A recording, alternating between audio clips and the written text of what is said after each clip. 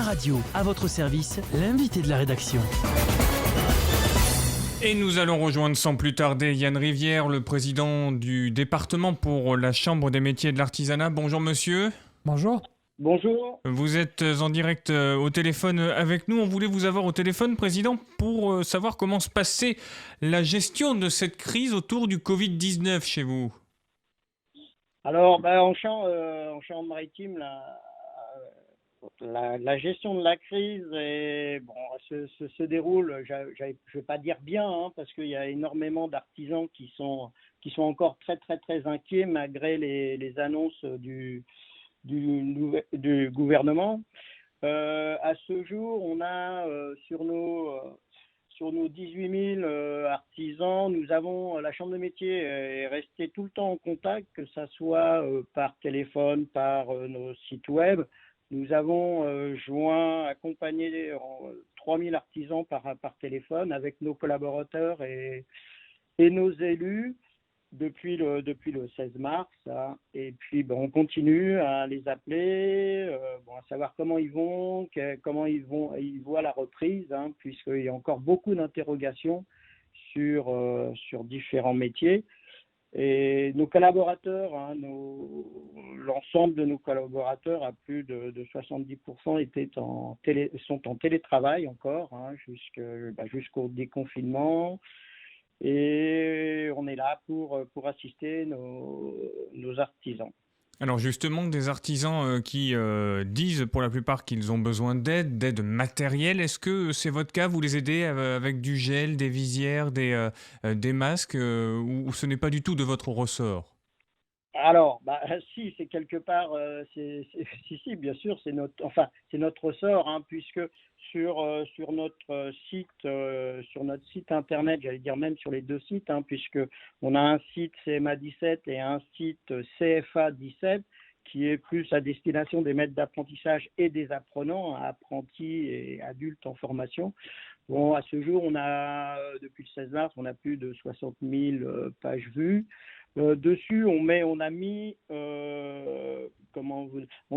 toutes les adresses mail, tous les téléphones des artisans, des entreprises artisanales qui fabriquaient des masques, qui fabriquaient des visières, qui fabriquaient des blouses, du gel, du gel hydroalcoolique. Et le problème, c'est que ça n'arrive pas à arriver, ça n'arrive pas à fournir. Et vraiment, là, c'est une vraie inquiétude de tous les artisans, c'est que tout le monde fait l'effort. Bon, pour le bâtiment, ça a été un des premiers secteurs sollicités par monsieur le préfet, mais on a un gros souci, c'est d'approvisionnement de masques, quoi. Oui. Bon, même qu'on a une plateforme, on a des plateformes nationales, que ça soit avec Cdiscount ou avec la Poste à destination des entreprises artisanales et des entreprises commerciales, mais ce ne sont que des commandes, mais on ne voit pas encore arriver sur le terrain ces commandes, quoi. Une question de Benjamin Ramagé, notre rédacteur en chef. Oui, bonjour Monsieur Rivière. Alors on le sait, pour les croisés, nous sur les routes, quand on vient à la radio, il y a beaucoup d'artisans qui ont déjà repris. Mais pour ceux qui vont reprendre le 11 mai, c'est un soulagement ou il y a encore quand même pas mal d'inquiétudes chez eux? Tout à fait. C'est vrai qu'il y a beaucoup, surtout le bâtiment qui a repris. Moi, je vois dans mon secteur sur la CDC, sur la Carap plutôt de Royer-Atlantique. Il y a du bon, il y a des entreprises sur la route, mais on est limite. Moi-même, moi j'ai repris. J'ai 6 salariés, j'en ai que 3 qui travaillent parce que les autres sont en garde d'enfants, étaient en arrêt. Mais on est limite parce qu'on n'a pas de masque, on a des masques tout juste jusqu'à la fin du mois et c'est pas sûr si ça n'arrive pas d'ici le 11, quoi.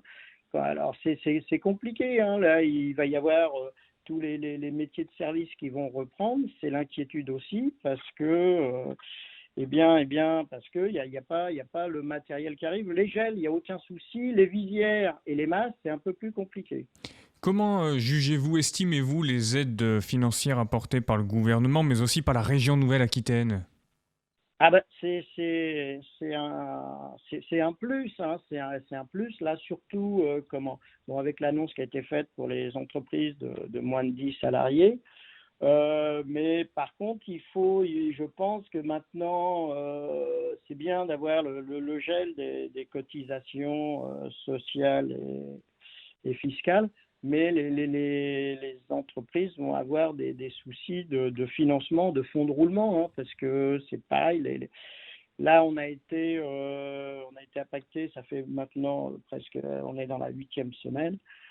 C'est quand même très, très, pour moi, inquiétant parce que je pense qu'il y a des entreprises artisanales qui sont inquiètes, qui savent pas s'ils vont pouvoir se relever, quoi. Oui, justement, c'est la question suivante que j'allais vous poser. Bon nombre d'entre eux disent qu'ils ne pourront pas maintenir à flot leur entreprise, que les dépôts de bilan pourraient ne pas être évités. Est-ce que vous êtes d'accord avec ça? Vous pensez qu'aujourd'hui, des entreprises vont tout simplement s'arrêter et des gens se retrouver au chômage? À, alors, à ce jour, on peut pas le dire, mais c'est vrai que j'allais dire, dans les semaines à venir, ça va, comment dire, ça risque d'intervenir parce qu'il y a par exemple, des entreprises, bon, un domaine que je connais bien, là, les entreprises du bâtiment, d'abord n'ont plus accès aux chantiers chez les particuliers parce qu'ils veulent pas avoir ce qui est logique, ils veulent pas voir les entreprises.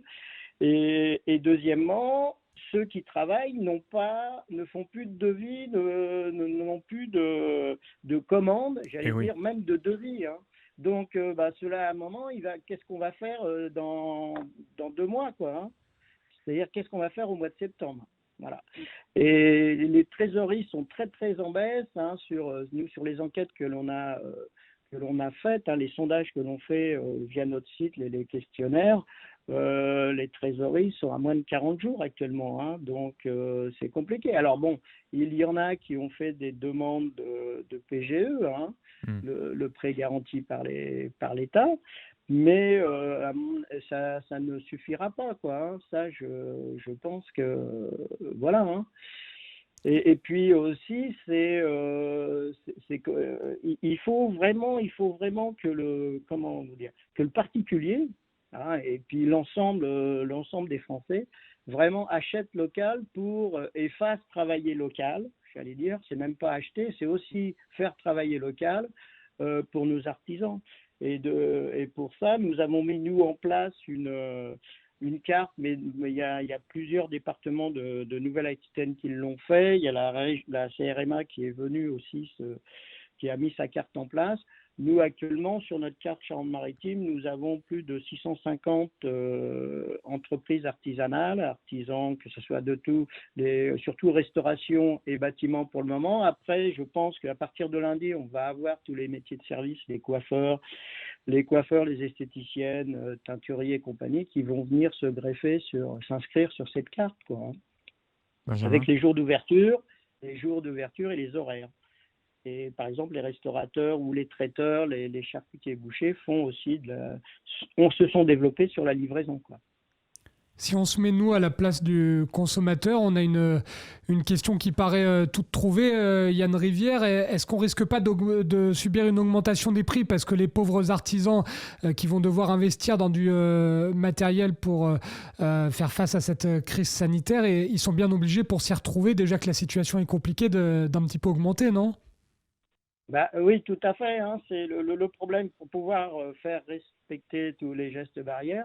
Nous sommes obligés, bien sûr, hein, d'acheter du matériel. Et bon, d'acheter ce matériel, ça va amener un surcoût. Donc, j'allais dire,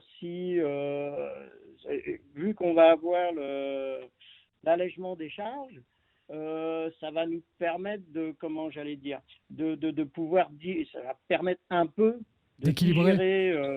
de digérer cette plus-value que l'on va avoir avec le matériel, hein, Mais moi, j'ai fait le calcul hein, pour mon entreprise. C'est un coût de 5 euros par jour par salarié, quoi, hein, entre le gel, les masques. Voilà, donc quand vous regardez, à la fin du mois, ça fait une petite enveloppe. Donc, mais bon, vu qu'il y a comment vous dire, des levées financières faites par le gouvernement, on va voir hein, comment. Mais bon, pour le moment, on le répercute pas. Moi, actuellement, on a repris. Le devis a été accepté à tel montant. On peut pas dire, on va pas dire au client, oui, mais on vous remet une ligne pour ça, quoi. Mais c'est vrai qu'il y en a. C'est vrai que je pense que quelque part, il va falloir en tenir compte parce que c'est une perte de temps aussi. Hein. Faut pas oublier que de mettre en place toutes ces mesures le matin, le soir, et puis que gars, il faut se kiffer les mains, comment vous dire, nous, on envisage là de reprendre au sein de la chambre de métier à partir, déjà les collaborateurs vont commencer à partir de lundi à regagner les sites de la chambre de métier. Mais bon, pas tous, hein, mais ça va entre le lavage des mains le matin, les circuits et tout ça, la production n'est pas la même. Hein. En tout cas, merci beaucoup Yann Rivière, président de la Chambre des métiers de l'artisanat de la Charente-Maritime. À très bientôt, bon courage à vous et il faut tenir fort hein, pour la productivité locale. Il faut voilà, sensibiliser exactement. Tout le monde. Et une pensée de notre part à tous les artisans, Yann Rivière. Voilà, et si je peux dire un dernier mot, c'est de dire à tous les artisans de Charente-Maritime, mais même de Nouvelle-Aquitaine, c'est d'aller sur les sites des chambres de métiers, de s'inscrire sur la carte des artisans hein, ouverts. On rappelle cm-larochelle.fr, sur le site du CFA également, tout est disponible, c'est vachement bien fait d'ailleurs, quand on y va pour se documenter, c'est vraiment très complet, très précis. Bravo et merci beaucoup Monsieur Rivière. Merci. Merci, au revoir. Au revoir, on se retrouve dans quelques instants sur Na Radio Tube Info. Excellente matinée en notre compagnie.